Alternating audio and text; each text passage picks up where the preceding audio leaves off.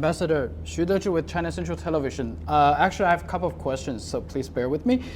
First, obviously, the IDF launched retaliation on several targets in Yemen on Houthis attack.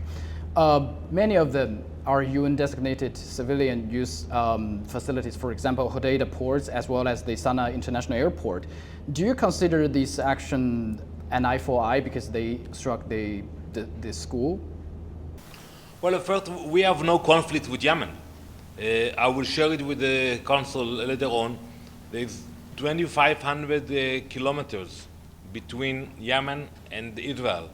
No borders, no disputes.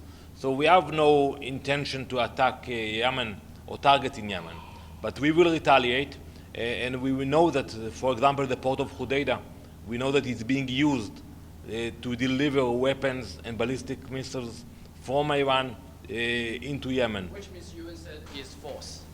So I will share it with the Council today, the information we have about what they are doing in those ports, and unfortunately, stuff that's coming there, it's not being checked.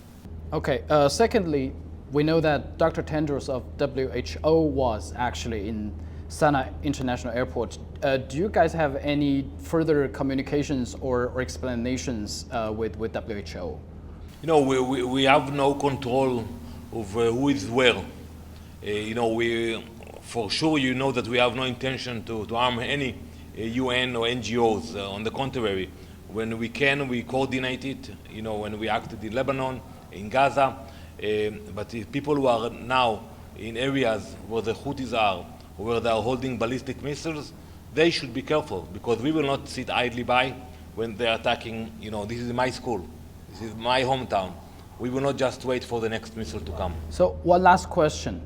Since you just mentioned about the hostages, I remember like a week ago you were here, you said hopefully the ceasefire and releasing of hostage deal could be struck before Hanukkah, before Christmas, but today we didn't see that. What is the reason? Who is coordinating it?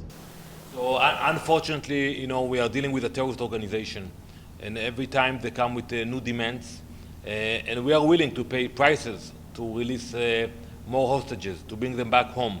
We are aware of the conditions that they are being held, but unfortunately, every time they come with new demands. So the blame is on Hamas. And you cannot ask them, they're not here, but you can ask the negotiators. You know, maybe you will not believe me, but you will ask the Egyptians, the Qataris, the Americans, and they will tell you who is to be blamed.